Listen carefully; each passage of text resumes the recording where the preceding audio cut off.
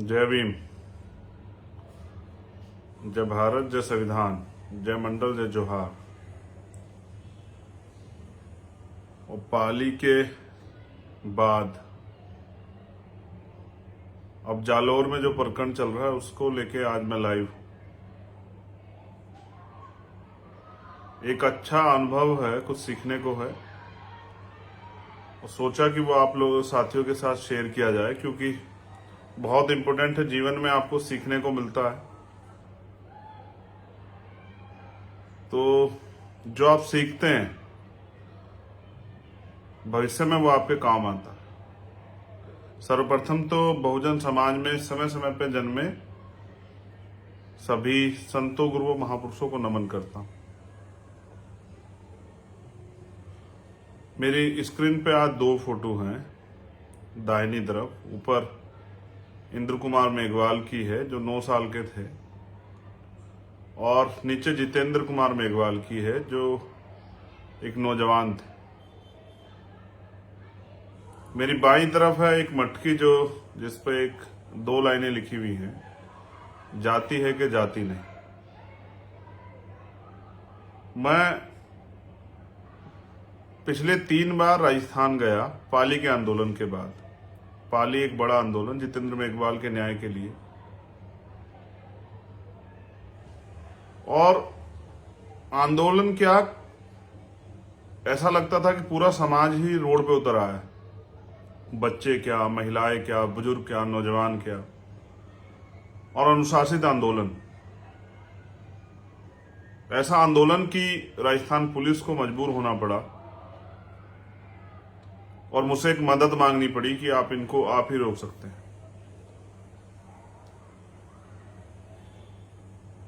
हमारी जो मांगे थी वो मांगे रखी गई। प्रशासन ने वादा किया कि वो मांगे पूरी करेंगे। प्रशासन हमारे और सरकार के बीच की कड़ी, वो वहां की गंभीरता को बता के सरकार को अवगत कराता है कि भाई किस तरह से हमें लॉ एंड ऑर्डर की कंडीशन है। आम आदमियों में, एजेंसियां बताती हैं आम आदमियों में कितना रोष है, इसका सोशली, इकोनॉमिकली, पॉलिटिकली कितना नुकसान हो रहा है, तब सरकारें उसके ऊपर कार्रवाई करती। तो पाली के उस आंदोलन के बाद जब मैं दोबारा से उदयपुर एयरपोर्ट गया, जब पाली में हेडक्वार्टर पे हमारी मांगे जो पूरे होने का समय था, उसके बाद जो आंदोलन रखा गया,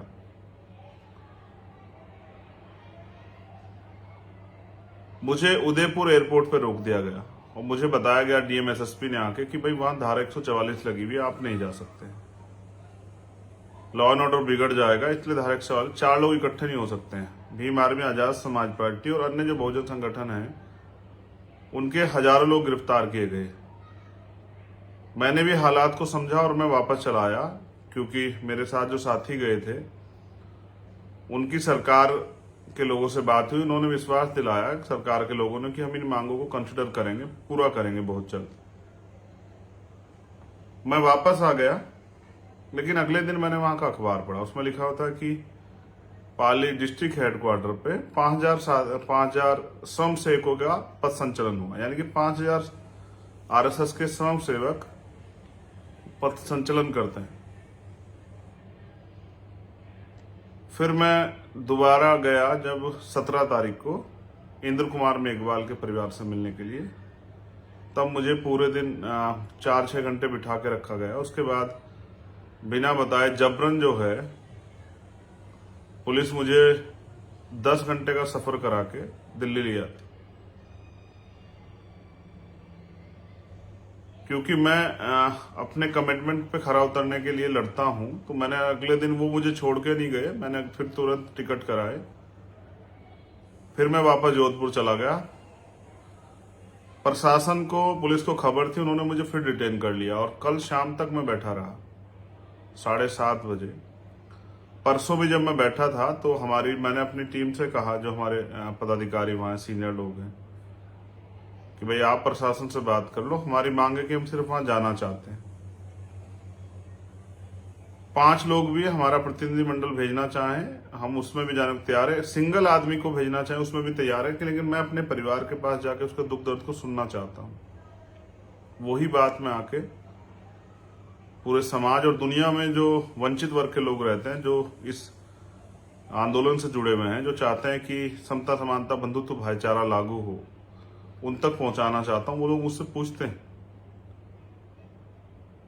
कल भी ऐसी वार्ता हुई और जब मैंने 7:30 बजे देखा कि पुलिस एक रुख बना के बैठी है कि वो मुझे नहीं जाने देगी, तो वहां के जो हमारे प्रदेश के पदाधिकारी, उन्होंने प्रशासन से वार्ता की और वार्ता ये हुई कि हम एक प्रतिनिधि मंडल भेज सकते हैं, लेकिन चंद्रशेखर आजाद को जाने नहीं देंगे।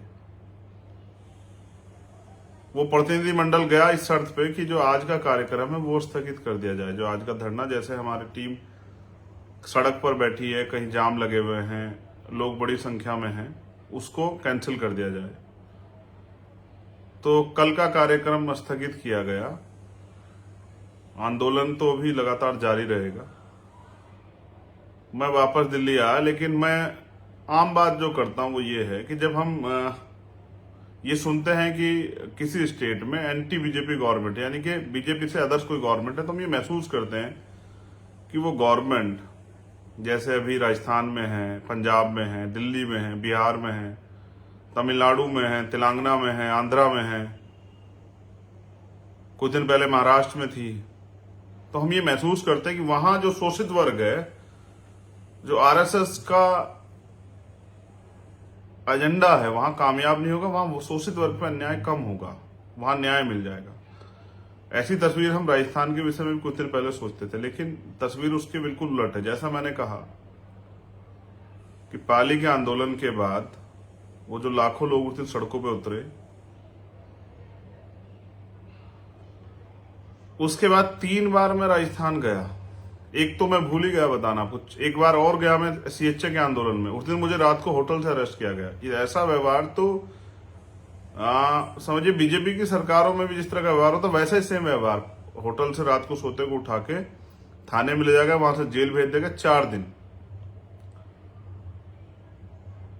ये 4 बार का मेरा एक अच्छा एक्सपीरियंस रहा राजस्थान को लेकर। मेरी ये समझ में आया, मैं भी 2 दिन से सोच रहा था वहां बैठे हुए कि भाई आखिर है क्या, मैं ही क्यों नहीं जा सकता, आखिर ऐसा कारण क्या है। पूरी बात मेरी समझ में ये आई कि पाली के आंदोलन के बाद सरकार को एहसास हुआ कि चंद्रशेखर को आंदोलन में नहीं आने देना, उसको आंदोलन के बीच में नहीं जाने देना है। आप ये महसूस कीजिए, जिस प्रदेश में इतनी बड़ी घटना हो और पूरे देश में उसका आक्रोश हो,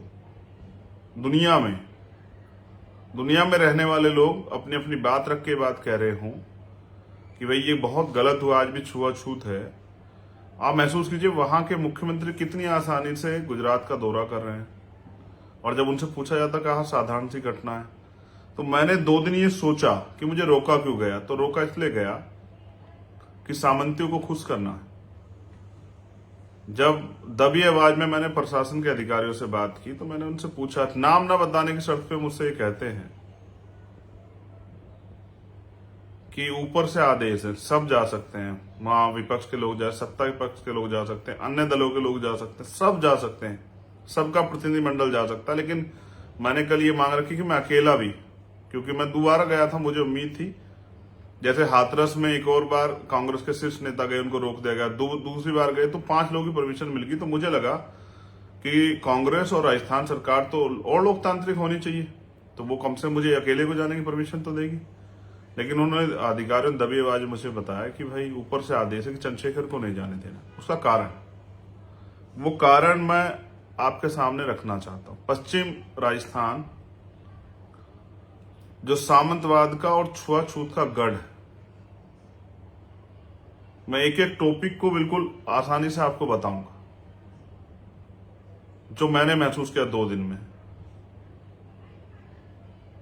मैं चाहता तो विद्रोही हो सकता था और कार्यकर्ताओं को आक्रोशित होने के लिए कह सकता था, लेकिन मैं एक संवैधानिक लड़ाई को लड़ रहा हूं। इसलिए मैंने कार्यकर्ताओं से अपील की कि किसी आम आदमी को परेशानी ना हो, इसलिए रोड जाम खोल दीजिए, हमें संवैधानिक लड़ाई लड़नी। तो जैसा मैंने आपको कहा कि वो छुआछूत का गढ़,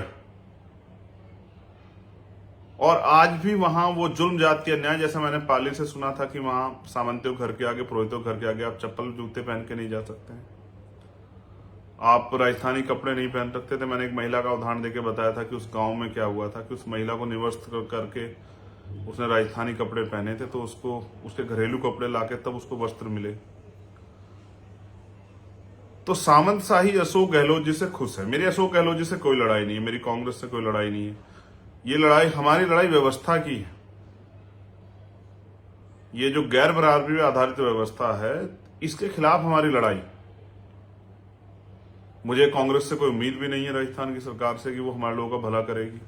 लेकिन मैं ये महसूस करता हूं कि अशोक गहलोत जी से सामंती खुश हैं, क्योंकि अशोक गहलोत जी हमेशा उस एजेंडे पे काम करते हैं जो आरएसएस और बीजेपी का एजेंडा होता है। इसका उदाहरण आप देखिए, जितेंद्र मेघवाल के लिए पूरा बहुजन समाज चिल्लाता रहा, लेकिन उन्होंने उनकी मांग नहीं मानी। लेकिन वहीं उदयपुर में जब ये घटना हुई, जो हिंदू मुस्लिम एंगल था, उस पर तत्काल मुख्यमंत्री चले जाते हैं, 50 लाख का मुआवजा देते हैं, 2 सरकारी नौकरी देते हैं, परिवार के आंसू पहुंचते हैं। लेकिन जितेंद्र मेघवाल के आंसू तो नहीं पहुंचते उसके परिवार के। हर्षापति वाल्मीकि जो एक अधिकारी थे, उनकी पिटाई होती है, इनके एमएलए करते हैं। वो एमएलए जीते तो बीएसपी के उससे हैं, हम मतलब दलितों की वोट से जीते हैं, और वो एक दलित अधिकारी की पिटाई करते हैं। मुख्यमंत्री 3-4 महीने तक उनको छिपा के रखने का काम करते हैं, उन पर कार्रवाई नहीं करते, उनकी गिरफ्तारी नहीं होती। और वो तो ताकतवर था हर्षाधिपति जो बच गया, वरना तो जितेंद्र और इंद्र जैसा हाल उसका भी होता, क्योंकि पीटा तो बहुत, 53 जगह पे फ्रैक्चर था। मैं तो खुद जाके मिला हूं, वो बलवान है इसलिए बच गया। तो वहां पर गैर बराबरी, मंदिर में जाना,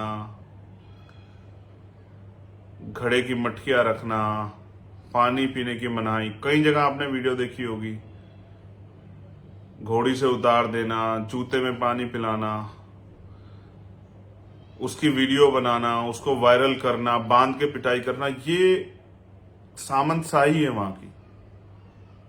और ये सामंतशाही एक संदेश है कि पूरे देश में कुछ भी हो, लेकिन पश्चिम राजस्थान में यही होगा। और उसके बराबर से लगता है गुजरात, और यही आपको बड़े पैमाने पे देखने को मिलेगा गुजरात में, जो राजस्थान, पश्चिम राजस्थान में होता है। सामंतियों को लगता है कि, बहुत गौर से सुनना मेरी इस बात को, एक बार अगर ये समाज इस गुलामी के खिलाफ अंगड़ाई ले लेता है, यानी कि 10 या 20% समाज भी खड़ा हो जाता है, तो ज्यादा दिन, एक यानी कि अगर क्रांति का एक बीज भी गिर जाता है, कुछ लोग भी खड़े हो जाते हैं, तो ज्यादा दिन ये गुलामी टिक नहीं पाएगी, क्योंकि समाज बहुत बड़ा है। जाग जाएगा तो आपकी गुलामी के साए में नहीं रहेगा, इस गुलामी की वीडियो काट देगा। क्योंकि बाबा साहब ने भी कहा ना, गुलाम को गुलामी का एहसास करा दो, वो अपनी वीडियो स्वयं काट देगा। तो सामंतशाही, ब्राह्मणवाद, वो नहीं चाहते कि वहां के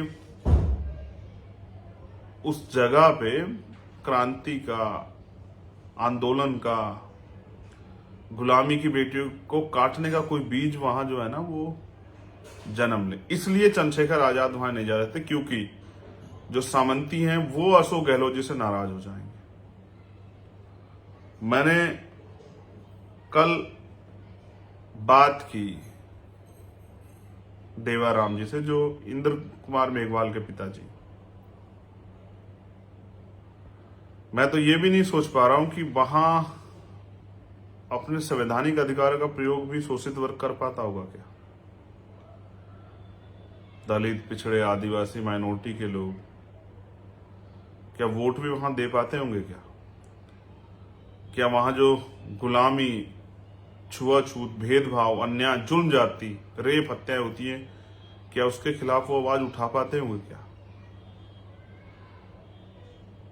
तो मैंने जब कल देवाराम जी से बात की, उनकी एक ही मांग थी कि भाई आप आ जाओ। उनको पता है कि मेरे हाथ में बहुत बड़ी ताकत नहीं है, कि मैं बहुत कुछ कलम की ताकत मेरे पास है, लेकिन वो ये मानते हैं कि अगर मैं वहां जाऊंगा और मैं वहां जाके उस अन्याय को देखूंगा, तो शायद मैं उस जगह के लिए और मजबूती से लड़ूंगा। इसलिए वो चाहते हैं कि चंद्रशेखर आजाद वहां आ जाए। उनकी एक ही मांग थी कि अभी भी रात को 1-1:15 बजे 500 लोग बैठे हैं आपके इंतजार में, लेकिन सरकार का एक ही मत था कि चंद्रशेखर नहीं जाएंगे। देखो, अगर मैं गैर जिम्मेदारी पे आता तो मैं किसी भी रास्ते से वहां जा सकता था, क्योंकि मैं संविधान को मानने वाला और एक जिम्मेदार व्यक्ति हूँ, अनुशासित और कैडराइज व्यक्ति। इसलिए मैंने ये रास्ता अपनाया और मुझे उम्मीद थी कि औरों को लोकतंत्र सिखाने वाली कांग्रेस पार्टी और उनके नेता मेरे दर्द को समझेंगे कि जब वहां सब जा सकते हैं तो चंद्रशेखर आजाद क्यों नहीं जा सकता।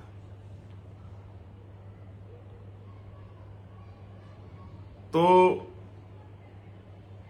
जब मेरी बात हुई, क्योंकि एक भ्रम ये फैलाया जा रहा है कि भाई वहां मटका नहीं था, कोई मटके की घटना नहीं हुई, उसको तो पहले से वो बीमार था। लेकिन कल जब मेरे उनके पिताजी से बात हुई, उनके पिताजी ने जो मुझे बताया वो बहुत डरावना है।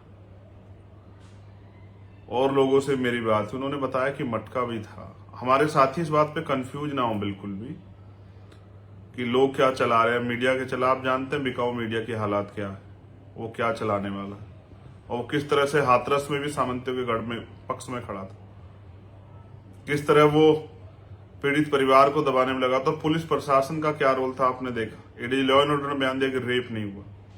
ये तो आप लोग लड़े जो हाथरस में अन्याय पे के खिलाफ हमारी लड़ाई मजबूत हो। तो जब मैंने उसके पिताजी से पूछा तो उन्होंने बताया कि वहां घड़ा भी था। उसने घर आके बताया भी अपनी मम्मी को कि उसने आज ऐसे पानी पी लिया मास्टर जी के मटके से, इसलिए उन्होंने पिटाई की। वो पिटाई भी ऐसी जिसकी चोट जो है वो लगी तो अंदरूनी थी, लेकिन वो ज्यादा अंदरूनी रही नहीं। फिर उन्होंने मुझे ये भी बताया कि सत्ता के संरक्षण में यहाँ आसपास कुछ डॉक्टरों से पर्चे बनवाए जा रहे हैं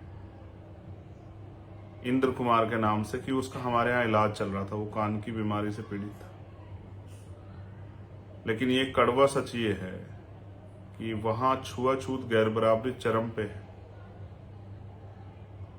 इसलिए आप लोग इस बात से ना डरें कि आपको लगे कि भाई ऐसा तो नहीं कि हम कोई गलत लड़ाई लड़ रहे हैं।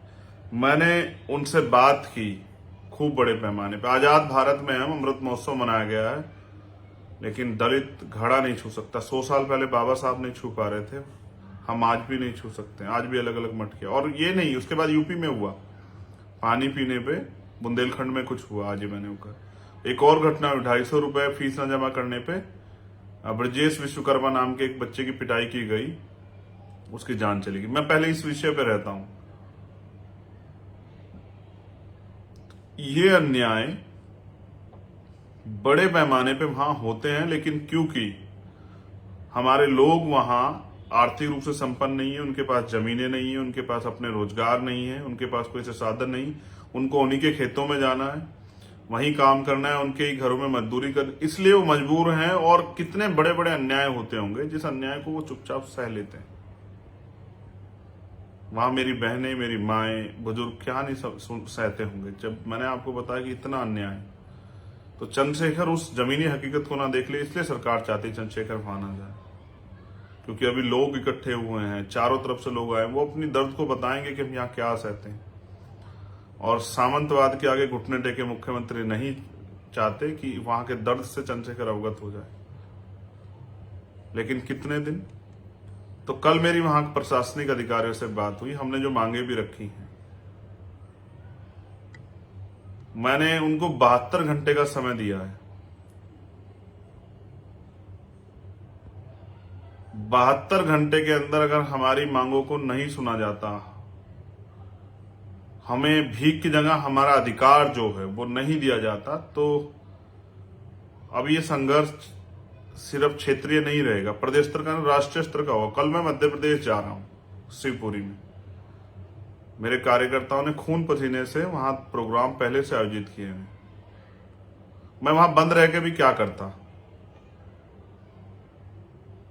इसलिए मैंने तय किया कि मैं ये 2 प्रोग्राम करके आके फिर मैं राजस्थान लौटूंगा। मैंने 72 घंटे का प्रशासन के माध्यम से उनको समय दिया कि वो हमारी मांगों को सुने और हमें गारंटी दें कि भविष्य में ऐसा नहीं होगा। किसी स्कूल में कोई मटकी नहीं रखी जाएगी, कहीं घोड़ी पे उतारने पे कोई छुआछूत नहीं होगी, सामंतियों घर के आगे से हमारे लोग चप्पल पहन के जाएंगे, जूते पहन के जाएंगे, अच्छे कपड़े पहनेंगे, मूछे रखेंगे जितेंद्र मेघवाल की तरह, उनकी हत्या नहीं होगी। हम अपने संवैधानिक अधिकारों का प्रयोग करेंगे, हमारे साथ अन्याय नहीं होगा।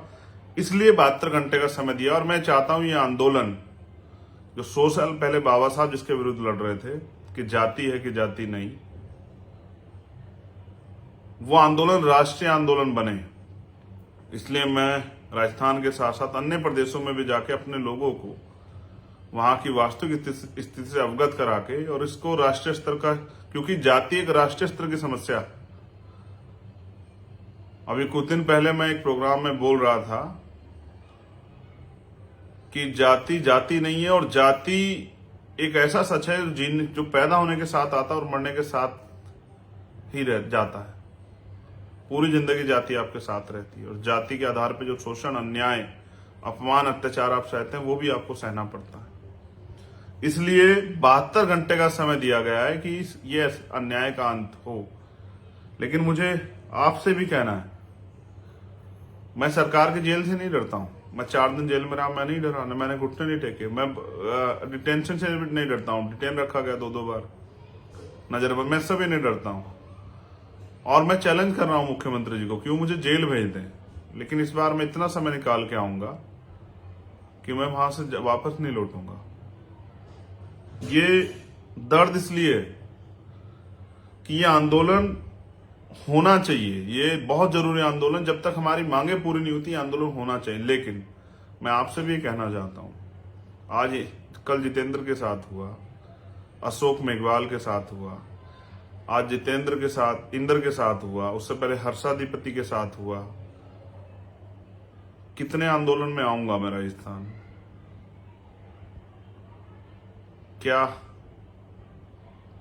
इंद्र की लड़ाई के बाद हमारी लड़ाई खत्म हो जाएगी? कितनी बार हम अपने खून पसीने से पैसे इकट्ठा करके, तेल डला के, गाड़ी करके आते रहेंगे और आंदोलन लड़ते रहेंगे? जिन निकम्मी सरकारों को हमने वोट दिया है, उनमें जो नेता हमारे बैठे, क्यों हम उनसे सवाल नहीं करते? पूरे राजस्थान के दलित समाज के नेता इस बात में लगे हुए हैं कि चंद्रशेखर यहां ना आए। उनकी भी ये मांग रही होगी अपने मुख्यमंत्री से कि वो ना आए, क्योंकि वो तो गुलामगिरी छोड़ के नहीं बोल सकते हैं बेचारे। वो तो, उनको अपनी राजनीतिक विरासतें बचा के रखनी है, सामंती नाराज हो जाएंगे।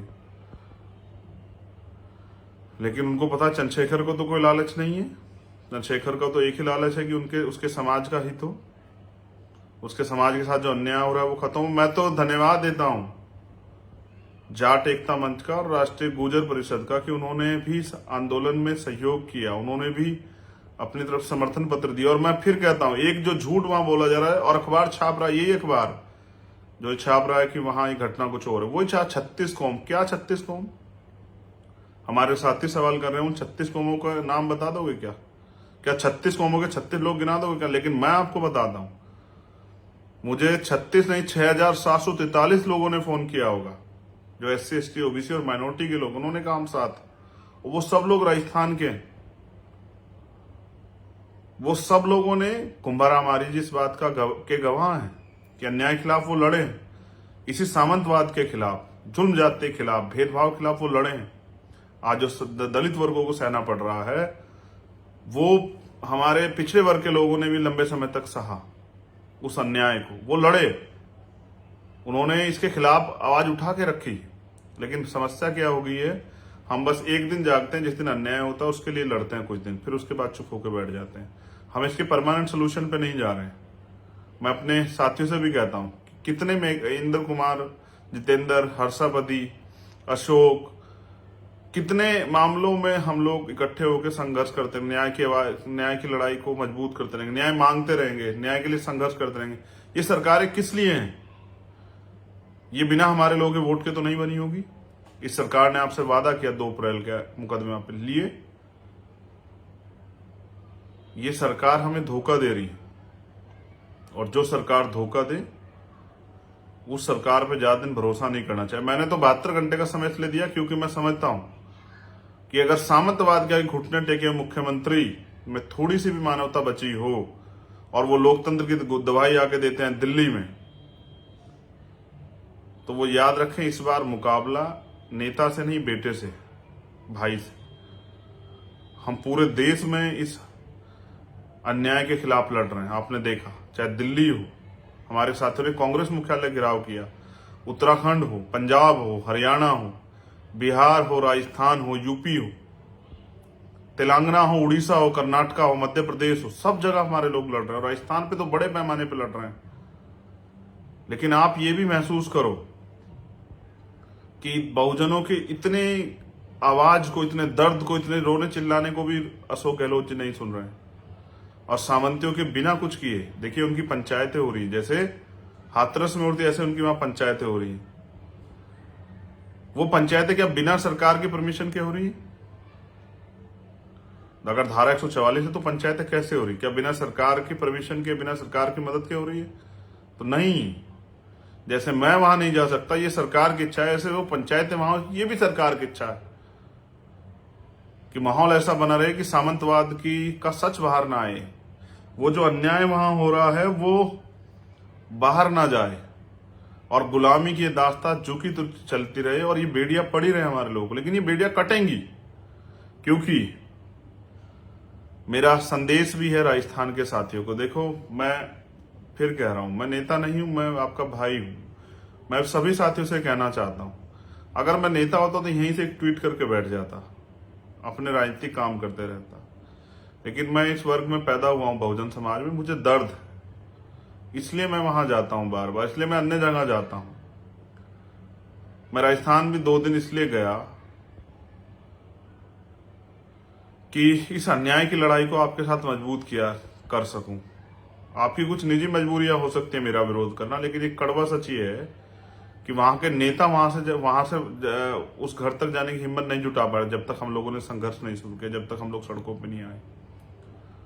मैं तो यहां से चल के जाता हूं, और मैं सिर्फ आपके लिए नहीं, मैं वो अंतिम व्यक्ति जो वहां बैठा है, जिसको उम्मीद है कि हमारी लड़ाई कोई लड़ेगा, मैं उनकी मदद करने के लिए जाता हूं। मैं आपसे भी ये कहूंगा कि अगर आप ये सोच रहे हैं कि आपने अच्छे कपड़े पहने हैं, आप आजाद हैं, तो पूरा समाज आजाद नहीं है। आप जाके देखिए पश्चिम राजस्थान में। मैं उन सभी साथियों से कहूंगा, इसलिए हमने सोच लिया कि आंदोलन को राष्ट्रव्यापी बनाना है और हर जिले में जाना है राजस्थान के। तो डालिए बेड़िया, लगाइए पुलिस, बड़ी कीजिए जेल, पहनाइए हथकड़ियां, लेकिन मैं अंतिम गांव तक जाने का प्रयास करूंगा पश्चिम राजस्थान के, कि मैं इस अन्याय के खिलाफ अपने समाज से कह सकूं, क्योंकि मैं उनमें से एक हूं कि वो अब डरना, दबना, चुप रहना, गुलामी सहना बंद कर दें, क्योंकि अब हम चुप नहीं रहने वाले। आप देखो, ये घटनाएं रोज होती हैं, लेकिन इतना बड़ा आंदोलन, पूरे देश स्तरीय आंदोलन, इसका मतलब समाज जाग रहा है। तो मैं राजस्थान के अपने एक एक कार्यकर्ता को, पदाधिकारियों को, भीम आर्मी आजाद समाज पार्टी को संदेश देता हूं कि सिर्फ 18 तारीख का प्रोग्राम स्थगित हुआ था, कार्यक्रम। मैं बहुत जल्द वापस लौटूंगा, लेकिन आप भी जान लो, गुलामी की बेड़ियां काटने के लिए, यानी कि स्वाभिमान का जीवन जीने के लिए, यानी कि आजादी के लिए, बाबा साहब अम्बेडकर ने भी संदेश दिया कि जिस कौम में कुर्बानी के बकरे तैयार नहीं होते, वो कौम कभी आजादी और अधिकार प्राप्त नहीं करती। यानी कि अगर गुलामी की बेड़ियां काटनी है, स्वाभिमान सम्मान का जीवन जीना है, तो उसकी कीमत चुकानी पड़ेगी। और राजस्थान तो हमेशा से क्रांति की जननी रही है। वहां गुर्जर समाज ने आरक्षण के लिए 75 भाइयों को एक दिन खोया। कुंभाराम आर्य जी लड़े। तमाम ऐसे उदाहरण हैं जो वहां अन्याय के खिलाफ लड़े। और वहां मैंने कहा ना, हर SC ST OBC माइनॉरिटी के सब लोग परेशान है सामंतशाही से। इसलिए हमें उन सबको विश्वास दिलाना पड़ेगा और उनकी सबकी लड़ाई लड़नी पड़ेगी। लेकिन उससे भी बड़ी बात जो मैं आज आपको संदेश दे रहा हूं, हमें यह आंदोलन तो लड़ना है, लेकिन हमें यह भी तैयारी करनी कि और किसी इंद्र मेघवाल के साथ ऐसा ना हो, किसी और अन्य शोषित वर्ग के व्यक्ति के साथ ऐसा ना हो, किसी बच्चे के साथ ऐसा ना हो। तो राजस्थान में जो गैर बराबरी की मटकियां रखी हैं, उनको फोड़ना पड़ेगा, उनको तोड़ना पड़ेगा, उनका नाश करना पड़ेगा। तो मेरा ये संदेश है आपको, राजस्थान के मेरे साथियों, अगर स्वाभिमान सम्मान का जीवन जीना चाहते हो तो तय करो आज कि मान उसे देंगे जो आपको मान देगा। यानी कि अगर जो आपकी इज्जत करेगा, आपको इज्जत देगा, तो हम उसकी इज्जत करेंगे। दान हम उसे देंगे। बहुत दिन हो गए आपको मंदिरों में दान देते हुए, धार्मिक स्थलों पर ध्यान देते। अब हम अगर दान देंगे तो किसी अहंकारी सामंती के स्कूल में हमारे बच्चे ना पढ़े, तो हम स्कूल कॉलेजों को दान देंगे कि हमारे खुद के इंस्टीट्यूशन खड़े हों, स्कूल कॉलेज खड़े हों, कि हमारे बच्चे बिना किसी डर के वहां पढ़ सकें।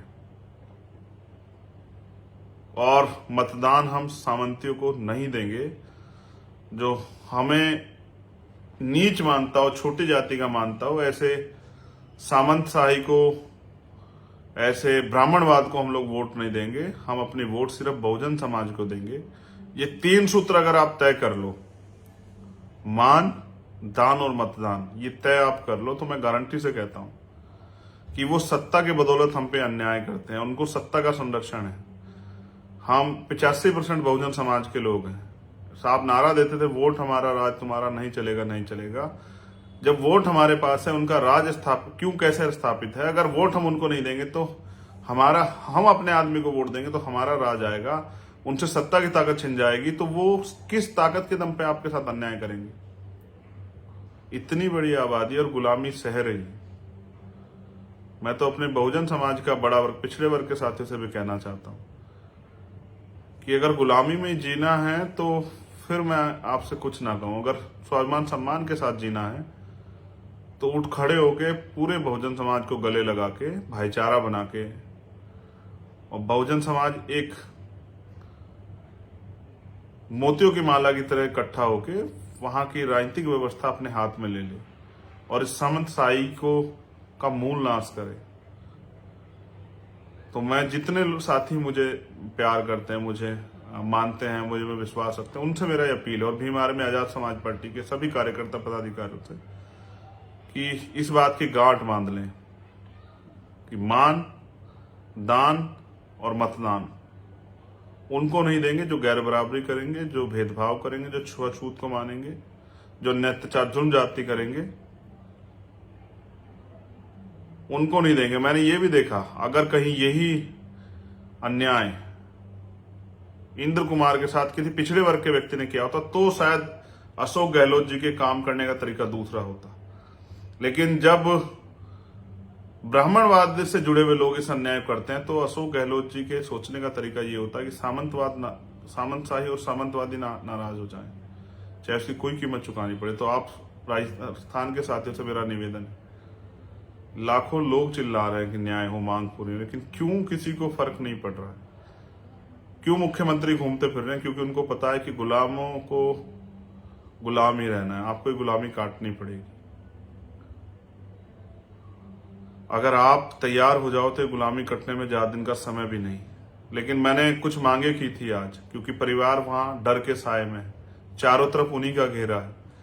उन्होंने रात बताया, इधर जाते हैं तो पुलिस पीटती है, उधर जाते हैं तो सामंती पीटते हैं, कहां जाएं? जंगल में रहते हैं।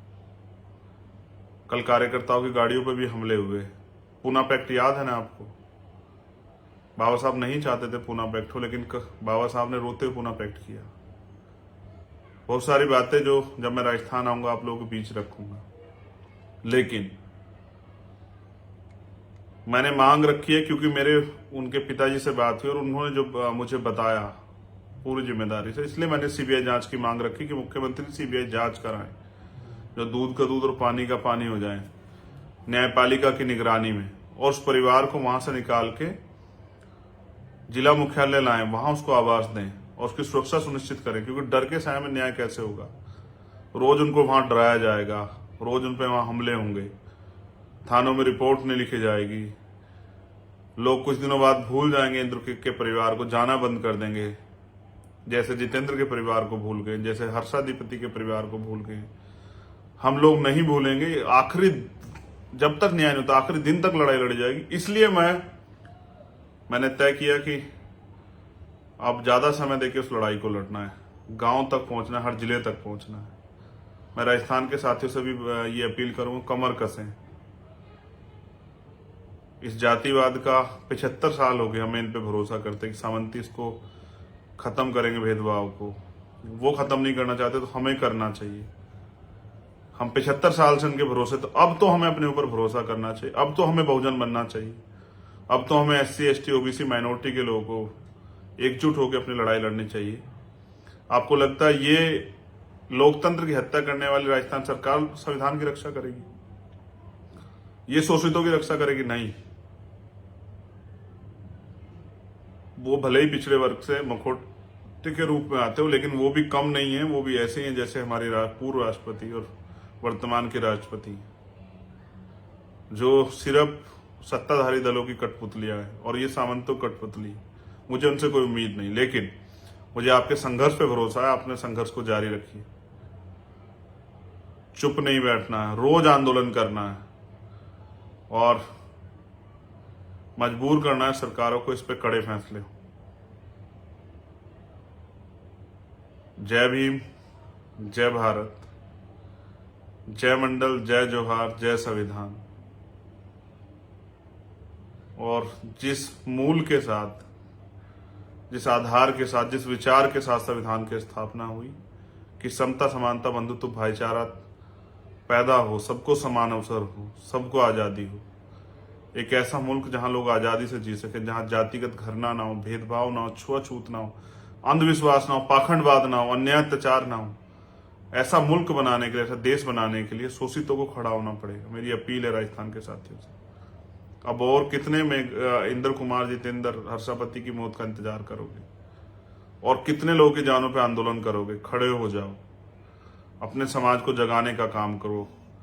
ये बात अंतिम व्यक्तित्व को समझाने का काम करो, उनको वोट की वैल्यू समझाओ, अपनी राजनीतिक ताकत मजबूत करो, राजनीतिक ताकत और कानून बनाने की शक्ति अपने हाथ में लो और इस गुलामी की बेड़ियों को काट दो। वोट बाबा साहब आपको देके गए हैं, उनकी वोट को बेचना और निकम्मे झूठे लोगों को देना बंद करके अपने कर्मठ ईमानदार, अपने बीच के लोगों को देके गरीबों को भी ताकत देने का काम करो और फिर देखो कैसे आपके दिन बदलते हैं। जिस सत्ता के दम पे आज वो आपको कुचल रहे हैं, उसी सत्ता के दम पे आप इस दमन को रोक सकते हैं। मैं अपने दर्द को आपसे बयां कर सकता हूं। टीवी न्यूज चैनल के माध्यम से मैं उतनी बात कर पाता हूं जितनी समय होता है, लेकिन यहां मैं आपसे खुल के बात कर लेता हूं। जब मैं आपके बीच जाता हूं तो अपने दर्द को बयां कर देता हूं आपसे। मैं तो अक्सर कहता हूं कि अगर आप पालतू जानवर कुत्ता पालते हैं, उसके आगे अगर खाना रख के उठा लेंगे या उसके साथ अगर आप मारपीट करेंगे, वो भी रिएक्शन कर देगा। हम सदियों से गुलामी सहते आ रहे हैं, फिर भी चुप हैं। क्यों हम अपनी गुलामी की बेड़ियां काटना नहीं चाहते? क्या हम गुलामी बन के खुश हैं? क्या गुलामी हमें कचोटती नहीं है? क्या इसके खिलाफ हम संघर्ष नहीं करना चाहते? हमारे इतने अधिकारी कर्मचारी वहां सेवा में हैं, मजाल कोई हिम्मत जुटा पाए कि वो न्याय के साथ प्रत्यक्ष रूप से खड़ा हो जाए, अन्याय ना होने दे। मुझे आप पे भरोसा है राजस्थान के जिम्मेदार नौजवान साथियों, कि आप समाज के और मेरे दोनों के दर्द को समझ के संगठित होकर इस लड़ाई को लड़ोगे और ऐसे आंदोलन करोगे कि सरकार घुटने टेकने मजबूर हो जाए। 72 घंटे के बाद फिर मैं लौटूंगा, लेकिन इस बार लड़ाई लंबी चलने वाली है, क्योंकि लड़ाई इंद्र की नहीं है, इंद्र तो चला गया, जितेंद्र की नहीं, वो भी चला गया। लड़ाई मुआवजे की नहीं, लड़ाई है समानता की, कि हमें इंसान समझा जाए और हमारे साथ ये अन्याय बंद हो।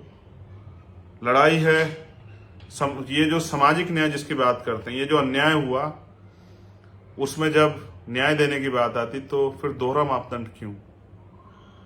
तो मैं मुख्यमंत्री अशोक गहलोत जी उनसे भी कहना चाहता हूं, आप आईटी सेल के जरिए मुझे जरूर सुनेंगे। अगर आप वास्तविकता में उस परिवार को न्याय दिलाना चाहते हैं तो उनके साथ समान न्याय कीजिए, सीबीआई जांच कराइए, परिवार को सुरक्षा का माहौल दीजिए और उनको वहां से निकालिए। मैंने ये भी सोचा कि एक परिवार निकल आएगा, लेकिन जो लाखों परिवार हैं उनका क्या होगा? तो उनको भी जगाना पड़ेगा, उनको भी ताकत देनी पड़ेगी, वहीं क्रांति की मिसाल जगानी पड़ेगी। हर घर से एक चंद्रशेखर तैयार करना पड़ेगा जो अपने समाज के लिए अपने प्राणों के बलिदान देने से पीछे ना हटे और जिसका एक ही लक्ष्य हो कि जिस गुलामी को हमारे महापुरुष काटना चाहते थे अब वो खत्म हो जाए, जाति विहीन समाज बने, हम लोग संगठित हों और इस अन्याय के खिलाफ मजबूत आवाज बने। बहुत बहुत धन्यवाद, आप सभी का आभार। जितने साथी कल आंदोलन में थे, जिन्होंने बहुत मेहनत की, बारिश में भी नहीं ले, मैं कैसे धन्यवाद करूं आपका। आप मेरी ताकत हो, बस इस ताकत को बरकरार रखना और आप देखना कि अब हम खड़े हो रहे हैं अपने पैरों पे, तो ये गुलामी की बेड़ियां कट जाएंगी। मेरी बहनों के साथ, मेरी माओ के साथ अन्याय नहीं होगा, मेरे बुजुर्गों की पगड़ी नहीं उछाली जाएगी और नौजवानों के अधिकारों के साथ कुठाराघात नहीं होगा। उनके संवैधानिक अधिकारों को, उनकी आज़ादी को छीन नहीं पाएगा। पुनः आभार के साथ सभी साथियों के धन्यवाद। जय भीम, जय भारत।